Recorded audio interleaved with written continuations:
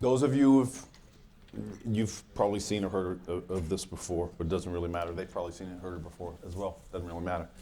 I'm still gonna have fun.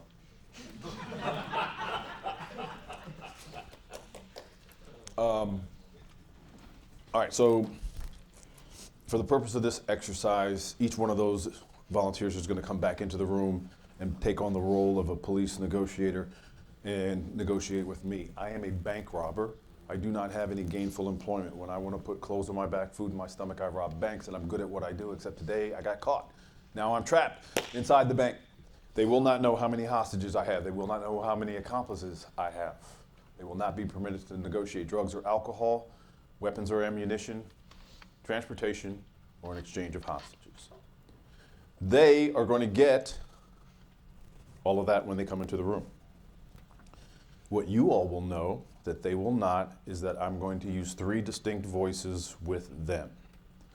The first voice is going to be the assertive's voice, where I'm going to be loud, I'm going to be obnoxious, I'm going to be putting pressure on them, I'm going to back them into a corner and make them feel like they have no way out. Some point subsequent to that, I'm going to switch to the analyst voice. It's close to the late night FM DJ voice that I can get. And then I will switch to the accommodator's voice, where I'm amenable, almost playful in my tone and my delivery. And I want you guys to pay particular attention to what happens to their affect in each of the voices. I will tell you specifically that I would be surprised if any of the 3 realize I switch from the assertive voice to the analyst voice. Why do you think that it's going to be hard for them to, in the moment, understand that I made that switch? Because in that assertive voice, I'm going to clean their clock. And they're going to be reeling from that they won't even see the transition. Where you will see a noticeable improvement from all 3 is when I switch to the accommodator's voice. Pay particular attention also in the assertive's voice of those people who are pumping me for information, because that's their security blanket. They want that information. Those people who threaten me. There have been people that have threatened me when I'm in the assertive's voice. But what I really want you to watch is which one of these 3 either explicitly or implicitly says that they're going to get me one of the prohibited items. Drugs or alcohol, weapons or ammunition, transportation, exchange of hostages. There's none of that Denzel Washington crap going on. I'm not coming in. I think I've had that asked of me once. Can't you come in here and talk to me? And then, in the movies, yeah, sure, we're going to send the negotiator. Man, I'm not going in. When I was on, the first job I ever did was a jumper on a bridge. And we had done our job in that when he first threatened to jump, he was over the center portion of the span. And if he had jumped in that portion of the river, he definitely would have killed himself. So I was able to get him off of the ledge, so to speak, and walk him down the deck of the bridge. But we still weren't back over land yet. And the tactical guys were going to engage him with less lethal, and they did.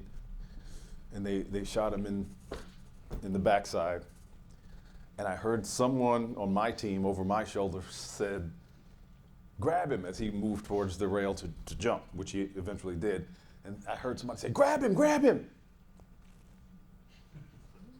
That ain't happening. If he's going into that water, he's going by himself. So no exchange of hostages. That's where I was going with that. Any questions for you guys in the room? Yes? Are they all working together or just One at a time. Okay. So I'm going to have them come in one at a time. And so you guys will be able to take notes on each individual person. Can we... We got one more question. Oh, yes? It's just a question for this tactic, just to understand. Or I don't know if you're going to give the answer afterwards. The question is, when you go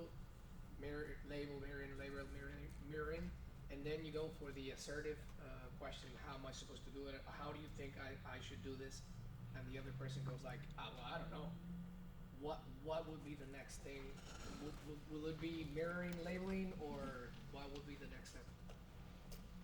All right, so as Sandy said, the how am I supposed to do that question is a question that's coming at the very end of your conversation.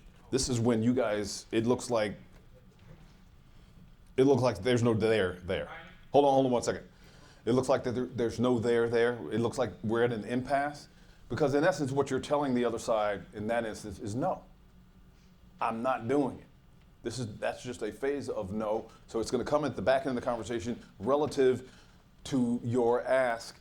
But as Sandy mentioned, what happens on the front end of that conversation? 75% of that conversation would be you dumping tactical empathy in their direction so that you don't get that response. Okay. Now, you've done what you're supposed to do with tactical empathy, and you're at that point in the conversation. You say, this is going to catch you off guard, and you're going to think I'm being difficult, trying to take a stand. How am I supposed to do that? And they look at you and say, if you want this business, you better figure something out. All right, I'm good with that because he's told me that's as far as I can push. I can't go any further. So I'm going to have to make a decision now. Cut this guy loose, move on to the next thing, or what am I willing to modify? What am I willing to give up? You guys all know what hill you're willing to die on. You know where your line in the sand is. You know what kind of high value trades that you can make with another person. So take a look at it and see what it is that you can do. And that's how I want you to think about this going forward. High value trades. Stop thinking about this compromise crap. Think about it in terms of high value trades. A compromise makes very little sense. When I was dealing with Keith, a compromise would have been, hey Keith, you got 8, give me 4, you keep 4, we'll call it even. That's a compromise. A compromise is if Tim woke up this morning and said, I can't determine whether I want to wear black shoes or brown shoes, so I'm going to compromise and wear one of each. Doesn't make a lot of sense. So stop thinking in terms of compromise, think in terms of high value trades. Who have I got coming in? All right, Ryan, for the purpose of this exercise, you are a police negotiator. I'm a bank robber. You see where this is going? Yes. Hopefully. You've been, let me back up. My job is to rob banks, and I'm good at what I do, except today I got caught. Now I'm trapped inside the bank. You don't know how many hostages I have. You do not know how many accomplices I have. You are not permitted to negotiate drugs or alcohol, transportation, weapons or ammunition, or an exchange of hostages. You have any questions?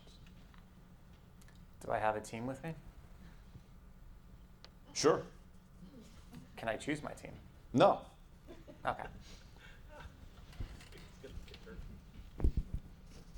You ready? When you, let me back up. When you are ready, you ready. say ring ring. That's you calling inside the bank. I'll answer the phone. Ring ring. I want to call her in 60 seconds or she dies. Hi, my name's I Ryan. didn't ask you what your name was. You have 55 seconds. Well, I can't really help you out with a car. Then she's going to die. You understand that. I understand that. I'm just trying to get to know you a little bit. My name's Ryan. You're not getting to know me. You have 45 seconds. I hope you have prepared yourself to go to her home tonight to tell her family that you jacked around with me on the phone, and that's why mommy is not coming home. Sounds like you're a little upset right now. You're a genius. I am. 40 seconds. 40 seconds. It seems like you're in a bit of a rush. I am in a rush. You now have 35 seconds. A car. How am I supposed to get you a car? You better figure something out, genius. There's 50 of you out there. One of you dummies drove. Bring me that one. I don't know if I'm authorized to get Then you a put car. somebody on the phone who is authorized. 25 seconds. Who am I talking to? I'm not telling you who you're talking to. 20 seconds. seems like we're a bit of an impasse. I'm gonna We have to are get at an some- impasse because you're jacking around with me on the phone. She's going to die in 15 seconds if you don't bring me the car. She's gonna die? That's correct. Have you been listening? I've referred to her over and over as she, her, she, her. Yes, female. What's her name? I'm not telling you that either. I'm not quite sure what to tell you at this point, but we'll find something that'll work for you. I'm not even really sure what that means. We'll find something that'll work for you. What, pray tell, shall I do with that? Can you give me a little bit to work with so I can help you? What would you like? How many people do you have with you? It's not important. You bring me the car, I'm going to leave. You can come inside and count them yourself. Okay. What kind of car are you looking for? It doesn't really matter. You guys are partial to those Suburbans and Tahoes. Bring me one of those. It seems like you need a bigger car. Like I said, that's your choice. I don't care what size of the car. Do you need it to haul something or to carry things out with you? Me. I need it to haul me. Just you. Correct. Seems like we're more concerned about you than the money right now. Boy, you are sharp.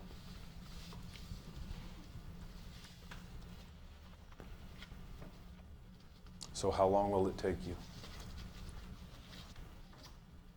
To get a car, That's what we've been That's- talking about. I'm trying to do the calculations of trying to get you a car. Did you really say you're trying to do the calculations? Well, This is not a rocket shot to the moon, sir. This is a car. What kind of calculations do you have to make? Well, I'm not as much of a genius as you make me out to be. It seems like I'm failing you right here. Indeed. How long will it take?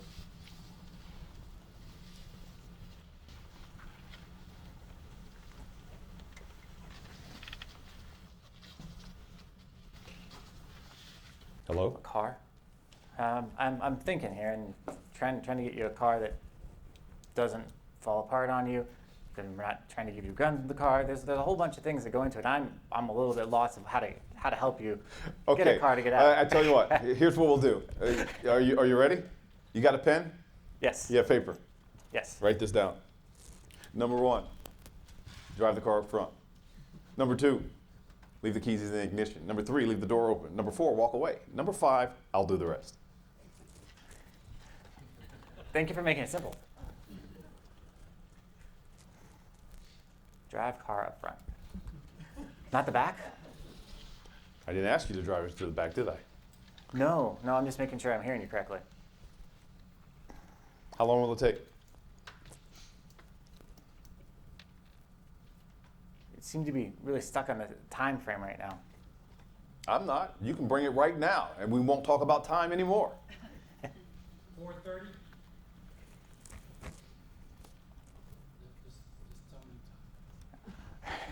Darn, I thought that was my team.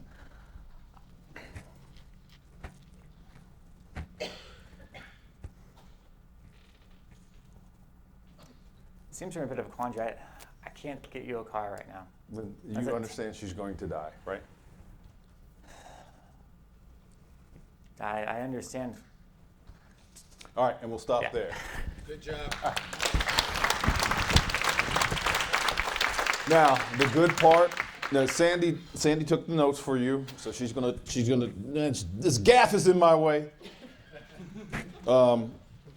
She's gonna tell you what she liked, what she didn't like so much. But the good part about it is now you get to sit here and watch the other two squirm. Now, you guys saw how it worked. We're gonna bring the other two in, do the same thing. Understand this. All of you sitting at these other tables, not on the hot seat, we're thinking to yourselves, oh, you should have said this. Oh, you should have said that. I can tell you right now that if I were to put you in that seat, none of those brilliant responses would have come to your head. So, why do I bring that up? We are adamant that if you can control the environment, you shouldn't be going into these conversations by yourself. You should always go in with a winged person. The more the merrier. I understand that it's not always possible, but if you can control the environment, you got to take somebody in there with you. And if you do take them in there with you, you have to explain to them what it is you're trying to accomplish and how you're going to do it, because it's going to sound strange to them as well. Sometimes you're going to be asked to go in as a winged person. Understand that your job is not to overcoach your primary negotiator. Understand that that primary negotiator, that primary talker, that mouthpiece is under tremendous pressure. You're not helping them if you keep slamming sticky notes down in front of them, or nowadays, you see, I just aged myself. Your open Slack channel, if you keep sending them notes while they're on the phone or on the Zoom call, you could run into some problems with sensory overload for them. So just keep that in mind. Next person, please. For the purpose of this exercise, you are a police negotiator. That is your job. You know that. Oh, she said, oh, great. I'm a bank robber. I don't have any gainful employment. When I want to buy things, I rob banks, and I'm good at what I do, except today I got caught. Now I'm trapped inside the bank. You being the crack shot negotiator that you are, the chief has told you, I want you to engage this guy in dialogue. You are not permitted to negotiate drugs or alcohol, transportation, weapons or ammunition, or an exchange of hostages. Okay. You don't know my name. You don't know how many accomplices I have. You don't know how many hostages I have. Any questions? None that I can think of right now. Well, I would venture to say, if you can't think of them now, you're not going to think of them in 30 seconds. So, Okay, so- where is the location of this? It's in the bank. Okay. And when did this start? Just happened. Okay.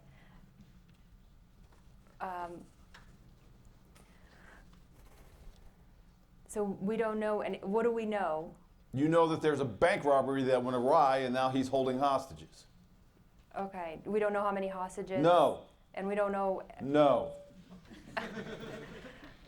Do we know if there's a phone inside? Yes, there Do is a we- phone. You're going to say ring, ring when you're ready, and I will answer the phone. Has he made any demands? You're going to say ring, ring when you're ready, I'm going to answer the phone, and all of your questions will be answered at that point.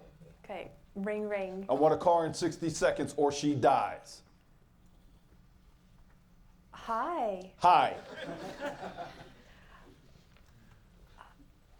Yeah. So you want a car in 60 seconds or she dies? Yes, genius, 55 seconds. I just got here. Can I ask what your name is? No. 50 seconds. Gosh, this is a tight timeline. I really want to help you out So here. time is the only issue. How much time do you need? I just really want to kind of wrap my head around this and understand what's happening. This is not rocket science.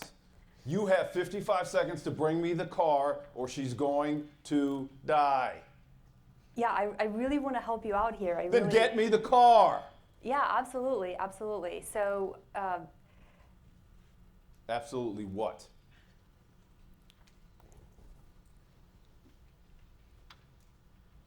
I just really want to understand what's happening here. Can you help me understand what's happening here? Yes. I'm trapped inside of a bank. I need a car. I'm looking for you to help facilitate that. And apparently you're more interested in playing word games. Word games. You now have 35 seconds. I'm Speranza, and I would really like to help you get this car. Then get me the car. Yeah, what kind of car would you like? It doesn't matter. It doesn't matter? No.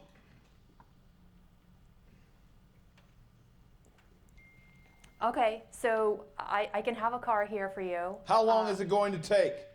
I have to understand what kind of car you need. I have It to call. doesn't matter. There's 50 of you out there. One of you drove. Bring me that car. Yeah, I can totally make that happen. So How long will it take?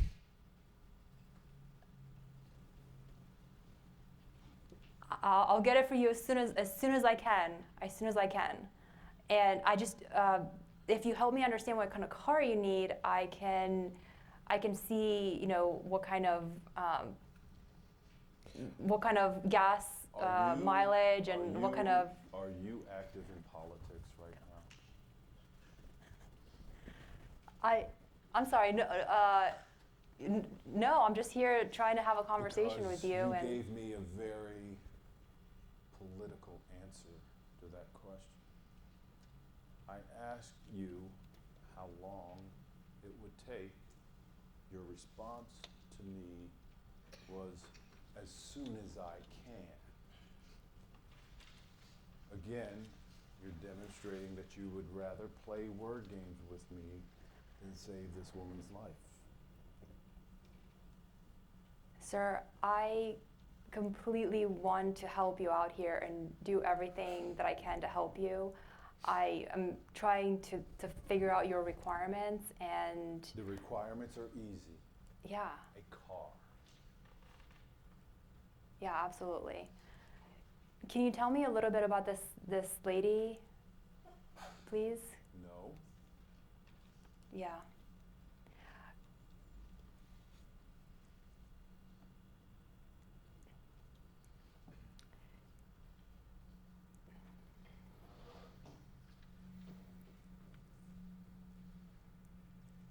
Yeah, this is definitely challenging. There's a lot going on right now, and we definitely, I think, both want to make sure that everybody's doing well and and being safe here. So You presume to telling me what I'm thinking? actually, I'd love to know how you're thinking. And you just told me what I was thinking. Yeah, that was totally my mistake. Yes, it was your Can you tell me how mistake. you're thinking? Yes, it was your mistake. Can you tell me what you're thinking?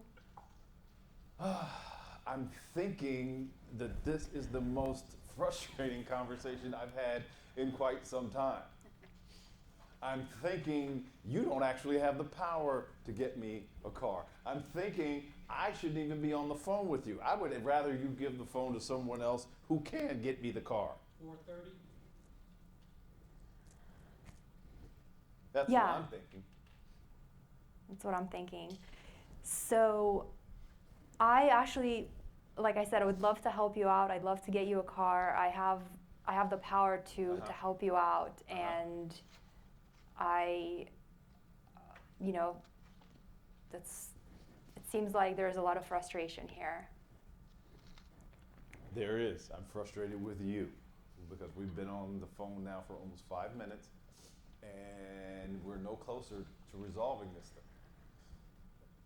And I could tell when you got on the phone, I could tell by your voice that you were in that collaborative, let me help him out mode, but we haven't moved the needle at all. At all, yeah. I'd love to move the needle. I'd love to do that with you. Okay, Yeah, okay, absolutely. okay. Can you help me out with how we can move the needle Yeah. forward? Yeah, you ready? Bring me a car. Yeah. All right, we'll stop there. Nicely done.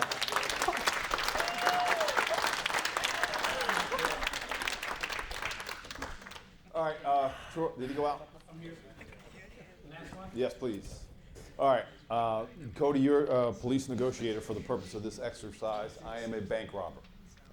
I do not have any gainful employment. So when I want to buy things, I have to rob banks. And I'm pretty good at what I do, except for today I got caught. And now I'm trapped inside the bank. And you've been tasked with engaging me in dialogue. You do not know my name. You don't know how many hostages I have. You don't know how many accomplices I have. You are not permitted to negotiate drugs or alcohol, transportation, weapons or ammunition, or an exchange of hostages. When you're ready, you say ring ring, that's you calling inside the bank, I'll answer the phone. Ring, ring. I want a car in 60 seconds or she dies. Hi, I'm Cody. I didn't ask you who you were. You have 55 seconds. Who are you? Who am I talking to? I'm not telling you who I am. You now have 50 seconds.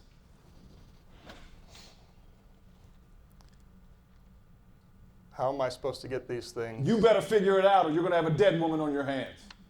Who do you think you are? How are you supposed to do that? You better figure something out.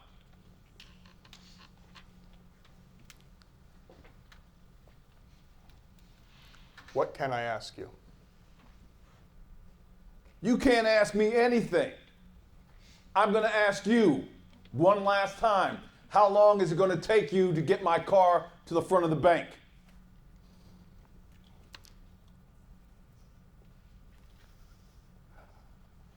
And the answer better lie within 35 seconds because that's all you got left.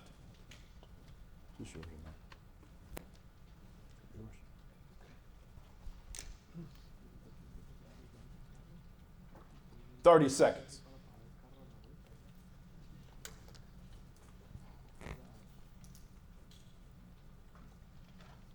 What got us here today?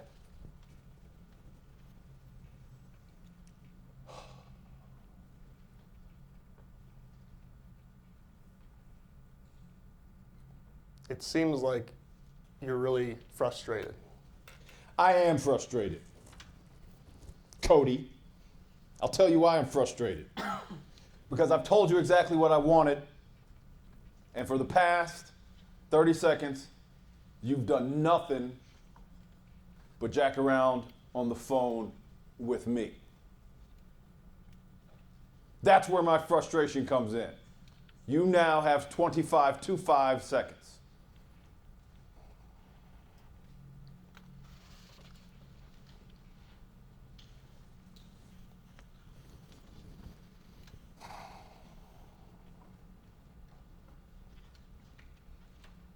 Is that all you want? That is all I asked for. See how simple that is?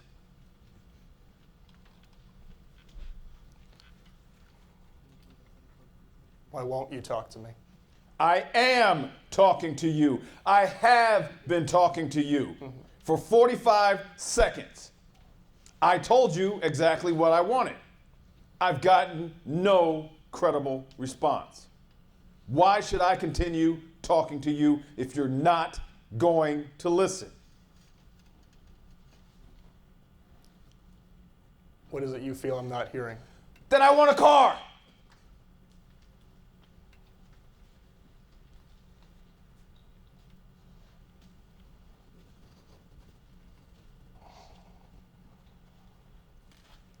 What am I missing That I want a car. besides the car? Nothing.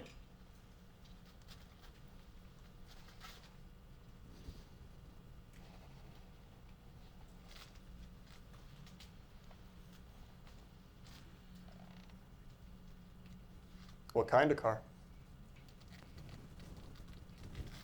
The kind of vehicle does not matter to me.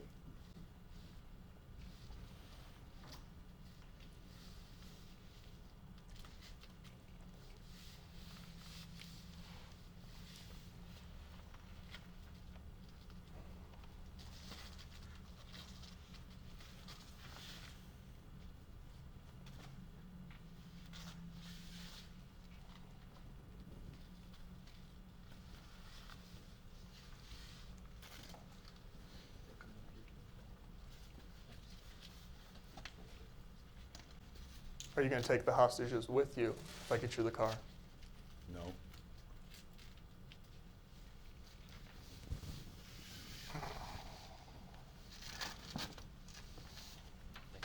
Where are you going to go? Let's see. I just robbed a bank. I've got multiple counts of kidnapping in front of me. I'm asking you for a car. You think I'm going to tell you where I'm going? I mean, after. That doesn't make a lot of sense. I mean, well, after. You going to a beach? To a beach. What about our dialogue so far indicates to you that I'm headed to a beach? I'm just trying to find out who I'm talking to. 4:30. Okay, based on my response to the beach question, that would help you identify who I am? To start? I'm not telling you where I'm going.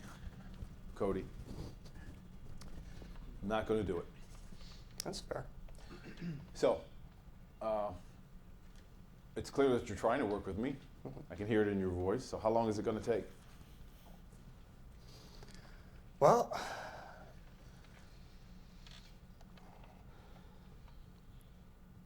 it's going to take time. Okay. Jeez.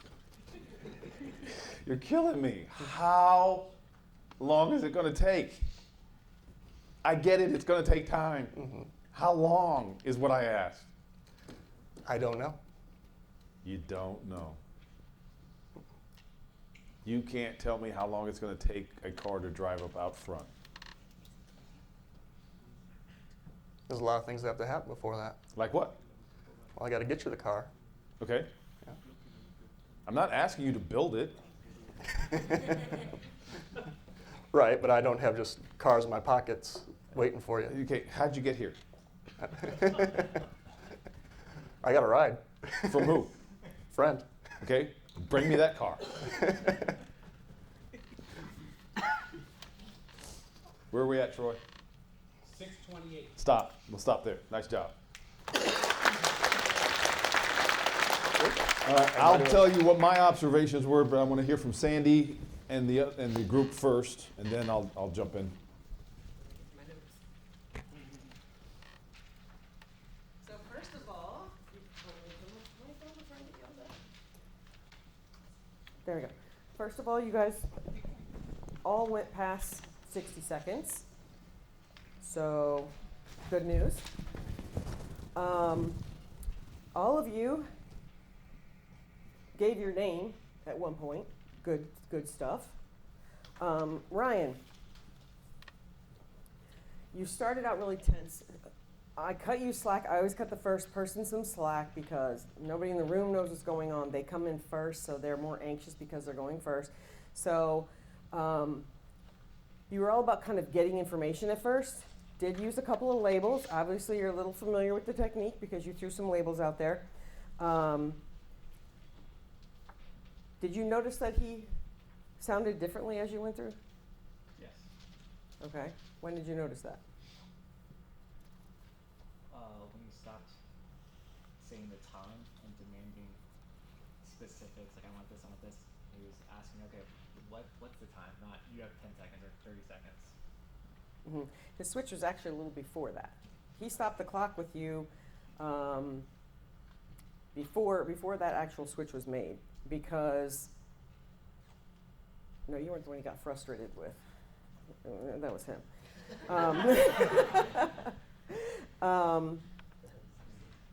You were trying to find information. How many people, who am I talking to? You and Ryan both did the how am I supposed to do that right off the bat. Did you tell them not to do that? I didn't tell him who to do. Say, well, at least you didn't tell you. What happens normally is I tell people don't ask that question because he will bite your head off, and they ask it anyway because they get flustered and they just ask it anyway. Did you realize how soon you actually said what kind of car? How soon you gave him the implication that there was going to be a car? Probably very close to the end. No, it was actually, yeah, it was actually really close to the beginning. That's when the clock actually stopped because he realized, oh, okay, what kind of car? We're getting there. I'm going to get a car. That was his assumption at that point. You had a few silences, and was that on purpose, or were you just kind of like, what the hell am I going to say next? A couple of them were on purpose, and the other ones were not. Okay. So I noticed when he made two switches. When he switched into the analyst voice, your posture did relax a little bit. You still looked scared. When he got to the friendly voice at the end, you actually broke out with a smile. You slowed down a little bit. The conversation that you were having with him changed scope a little bit. And then the funny thing about you, Ryan, was you thanked him for making it simple. Yeah. After you said, I can't get you the car right now, you said that because when your mind slowed down enough, when he wasn't coming at you really hard, your mind thought, and you're like, oh crap, that's one of the things I'm not supposed to give him. Then there was some silence, and then you're like, well, I can't get you a car right now. because your mind slowed. At first, you were like, I need to say whatever I can say to get this guy to stop climbing up my rear end. And so that's what you did. So at the end, you realized I wasn't supposed to do that. So then you started did the backpedaling before you did that. Overall, not a bad job. Your tone of voice was good. You didn't yell at him or anything, so that's good. You didn't threaten him, that was good. It's really hard for people to say no to the assertive voice, and that's the trap that you basically fell into. If I tell him no, he's going to kill this lady, what am I supposed to do with that? How do I deal with that? And your mind wasn't prepared for it. But when you slowed down enough, then you were kind of like, oh, okay, now I can't give him that, so now what am I going to do? Back off. So overall, good job. And other people are going to add more to this. So, Speranza. She's my coaching client, so I don't want to be too mean, but she cracked me up because first thing he says, I need a car in 60 seconds or she dies, and her eyes went wide and she literally lost all color in her face. And she's wearing something very bright right now, so it was even more noticeable. So she just, all the color left, and she was like, hi, like, I don't know what the hell to say, what just happened? Yeah. You did it, and different from the other two, and I don't know if it's because you're female or not, I don't want to say that too much, but you kind of did a little bit more talking, you had that very friendly voice, good tone of voice. I mean, they had nice, calm tones of voices. Yours was the accommodator, friendly voice. That actually gave Derek a little bit of pause because he's not used to that. You stayed friendly, even when he was like yelling at you, you stayed friendly with him, which was really, really good. At one point, countdown stopped basically when you said your name and then asked what kind of car he wanted. When he has the indication he's going to get what he wants, the countdown stops. So that's what happened. At that point, I think you realize what you did because this is what happened to you physically. Hushing yourself like, you dumbass. You just said you're going to give him a car. Now what do you do? It's like, I should stop talking. That's you telling yourself, stop. So body language, people, body language is important. When you watch, I don't know if anybody else was actually watching them or if you were too entertained by Derek, which is normally what happens. When he started talking about the politics talk, you were kind of like, that was when he switched to the analyst voice, and you were kind of like, oh, yeah, you're probably right. I do sound a little bit like I'm promising you everything and giving you nothing. Kind of agreed with him. Your speech got slower. And then you said, can you tell me about the lady? Please. Please and thank you are important. They show respect for that person. So even if they're yelling at you and they're being obnoxious, if you're nice to them, it's harder for them to be mean to you. He had to come back from that a little bit because you got a little nice with him right there, and he was like, wait a minute. And then that's when he got to the whole thing. You're definitely challenging, whatever. And he kind of came at you a little bit. I laughed at him when I walked past him because I said, you went a little light on that one because he went to the analyst voice. He tried to go to the accommodator voice, and something you said sent him backwards, and he went back to the analyst voice. He is a human being, so he's affected by what you guys do. Even though he knows what he's supposed to be doing, he's supposed to be staying in different voices. If any of the three of you say something specific to him, you'll knock him back. I've seen him, instead of switching between the three voices, stay assertive the whole time because the person's climbing on him, and he's like, and he can't get out of that. And then I've seen him where he can't be assertive because somebody's just way too nice and he ends up accommodating way too soon. Your tone of voice is everything. Your tone of voice was excellent. You relaxed down on the last voice. You started smiling. Your head got clearer, and then you once again, just like Ryan, started thinking about, I'd love to help you out, and you're thinking, I'm not supposed to do that for you. I'm not really supposed to do that for you, and I think he pretty much ended it then. Did you have the countdown? Did you have one to stop, Troy? Yeah, she stopped at 5:55. No, I meant when the countdown stopped. When his 60 seconds. Yeah, it was around 1:50. It was early. Early, yeah, because that accommodating voice. Okay, so Cody. I think it's because I was just sitting close to you, and I'm really sorry because I really picked up a lot of body language from you. And we joked before you came in about how he was going to massage your shoulders, and I said you'll be really tight from the very beginning. You sat like this, and you took your hands, and you went like this. And as he got more assertive with you, you squeezed. I could see your fingers turning white. You're sitting there like this, and I was like, oh my goodness. When he went to the analyst voice, they came apart, and you went like this. And you were like still, but less. And then when he went to the accommodator's voice, you started kind of moving your hands a little bit, and then you were smiling, and so it affected you. His voice, you had probably a more noticeable effect from the change in voices than anybody else. You did. I'm Cody right at the very beginning. Good job. Always introduce yourself. He didn't want to hear it because he can't. In real life, he would have acknowledged that, but he can't be that nice to you when he's in the assertive voice. See, there was something else I made it. You did not take advantage of silence. You said a couple of really good things, and then you broke the silence. One of them, what got us here today? One of the most important things, because it's going to let him verbally vomit all over you. And then you literally waited like 2 seconds and you said, seems like you're frustrated. Well, you didn't give him a chance to find that out. So it's really hard to be silent. It's the hardest skill we do is just shutting your mouth. But you did a good job of doing the what got us here today. Probably the only one of you that took that, I want to understand really what's happening with you kind of thing. And he kind of rewarded you for that a little bit. He didn't yell at you quite as much anymore. You had a couple, you did have a nice long silence when he switched to the accommodator voice. I think in your mind you were like, is he really being nice to me right now, or what's happening? I don't want to say anything back now because he's probably going to start yelling at me again. There was a nice silence there. Relax your posture, completely unclasp your hands. And then when he got to that accommodator's voice, you actually laughed. You smiled and you were like, yeah, okay, well, a lot of things have to happen, you know, and you start thinking more clearly. Once again, I think everybody in that third voice, I just offered to give him a car and I can't do that. So you're like, how do I get back from this? And you're making it lighthearted. But once again, another good tone of voice. Your tone of voice was pretty much stayed the same throughout. What do you think, Barbara? Analyst there, maybe? He had a nice analytical tone the whole way through. So overall, you guys did really good. Everybody had a good tone of voice, probably very accurate for whatever your personality type is. And unfortunately, you guys all wanted to give him a car. And I know he's nice, but... All right, Troy, do you have anything other Not much, than what? just that everybody's time went past 5 minutes. Mm-hmm. You guys did a great job at that point.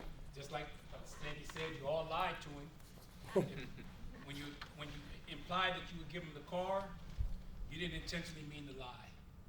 You know, in the heat of the moment, you said some things that you realized that you shouldn't have said, and then it was hard to pull it back.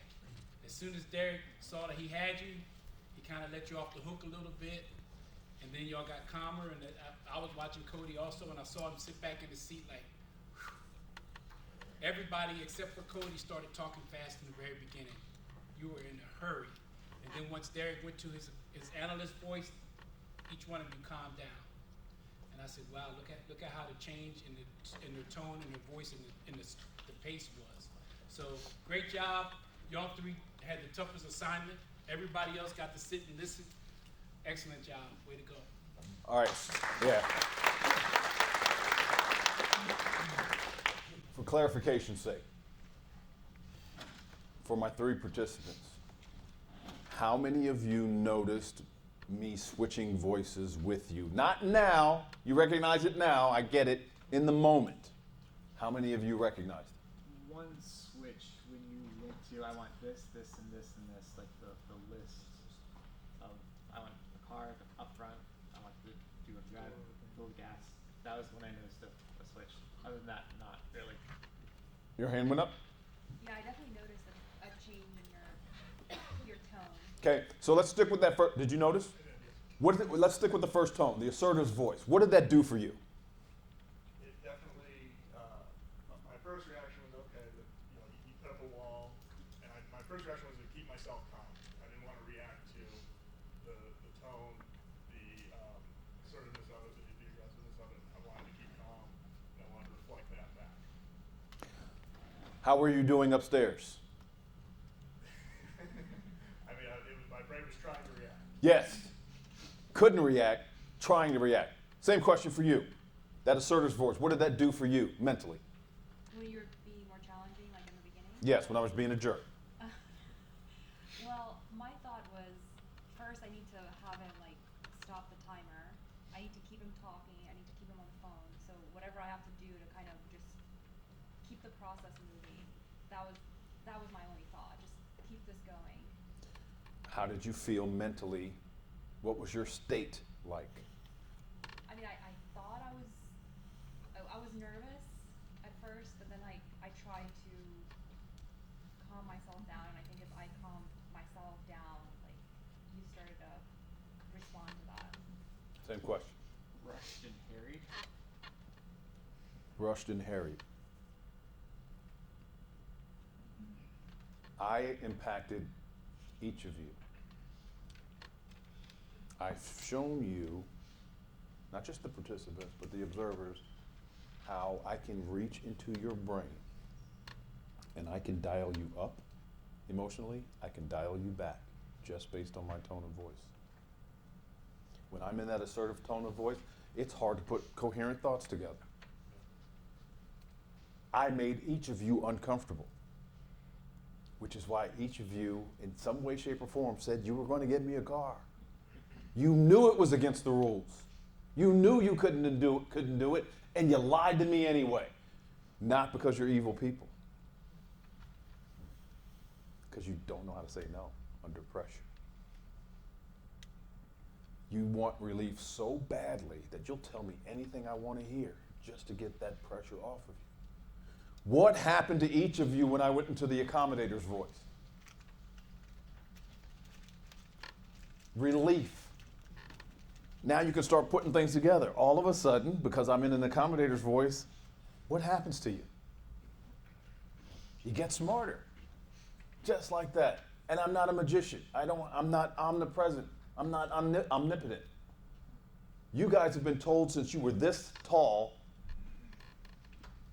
how you say it is more important than what you say. We intuitively knew that. I wanted to demonstrate it for you. Each of you has the capability right now. No further Black Swan training needed. You have the capability right now to emotionally dial your counterpart up or down as you see fit. Your voice is going to cause an emotional reaction on the part of your counterpart. I wanted to demonstrate that for you. The other thing I wanted you to take away from this is you need exercise. Oh, speaking of which, Chelsea, would you please? You guys thought you were participating for nothing. You guys now are the recipients of authentic FBI hats.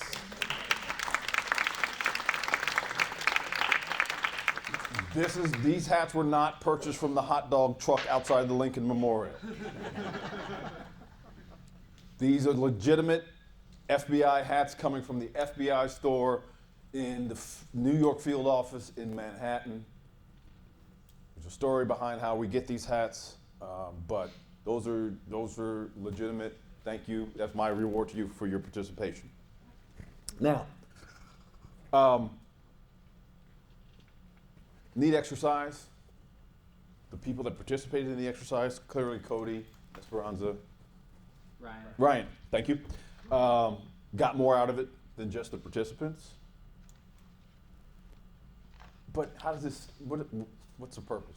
What message do I want to send with this exercise? Well, number one, about the ability to dial them up or back. But number two, you may be wondering to yourself, how does this fit? How does this fit in my world? Ladies and gentlemen, I will submit to you that you guys are hit with give me a car in 60 seconds or she dies weekly, if not daily. It just comes in another form. When somebody tells you, take that nonsense out of the contract or we're not going to sign, they're asking for a car in 60 seconds or she dies. The she is the deal. The car in 60 seconds is take this out of the contract. When they tell you no, when they tell you do this or else, when they tell you give me a raise or I'm going to go work for somebody else, cut your price or I'm going to a competitor, that's a car in 60 seconds. Where should you be focused when you hear that? You heard Cody do it early in the conversation. I didn't reward him for it because I just wanted to be a jerk. But you heard him do it early in the conversation. What got us here today? What is he asking when he asks that question? He's looking for motivation. He knows that asking for the car is irrelevant. There's a motivation behind that. And you guys, and in fact, most of your counterparts won't even spot you 60 seconds. They want to know now, right? They want to know in the moment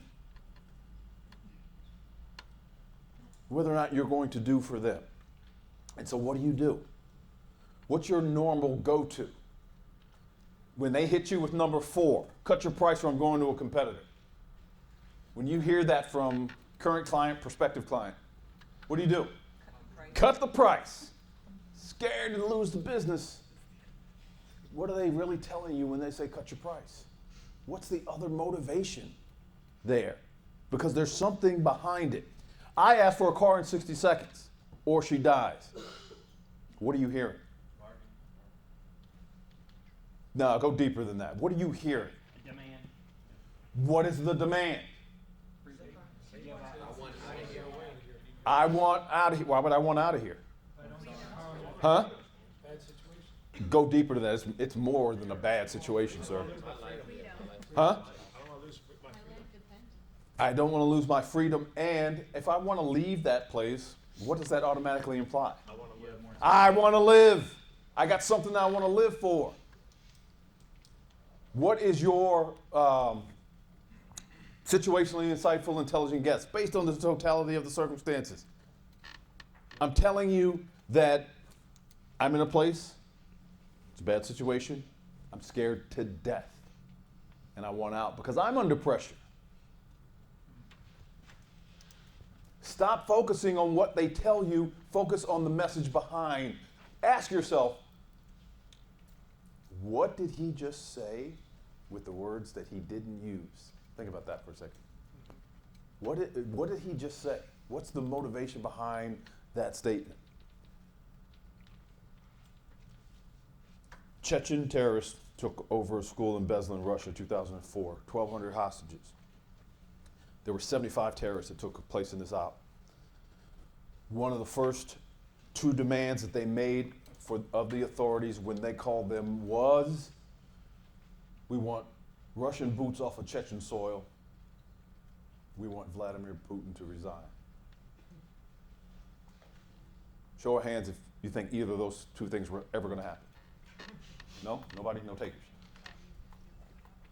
And the authorities got wrapped around the axle over those 2 demands and automatically deemed the event a non-negotiable incident. And you know what happened after that. What are they saying with the words, I want Russian boots off of Chechen soil? What is your intuition telling you about the true message behind that? Freedom? That's kind of surface level stuff. Go deeper than that, because those words were chosen specifically. Those are their words. We want Russian boots off of Chechen soil. Disrespect independence. Who said that? Disrespect. Disrespect. What else you got? What they believe is in their best interest. What they believe is in their best interest. What else you got? They want independence. They want independence. So we got disrespect, independence, best interest. What else are they telling you with, I want Russian boots off of Chechen soil. I want Vladimir Putin to resign. What are they saying? They're afraid of Chechen. They're afraid of what? They're afraid of someone coming into their home, someone taking their land, taking their freedom, taking everything from them. Okay. Their lives. Is it fear? Is it fear? There is some defiance there, clearly. Control. Yeah. What are they saying? When they use the words, we want Vladimir Putin to resign. We do not recognize you as our authority. You're encroaching on our autonomy. This is a sovereign land. To your point, it's all about respect and identity. They want to get their own way. That's what was said with Russian boots off of Chechen soil. So when you guys hear this crap, when you hear this stuff, it's not the time to cut your price. It's time to ask yourself, why? Why are they saying that? Why did they just do that? Because all of this screams of what we talked about first hour, mistrust. All of this screams, there's pressure on my side of the table and you fail to identify it. Stay curious in these conversations, folks. Always ask yourself, and I'm going to harp on this forever and a day.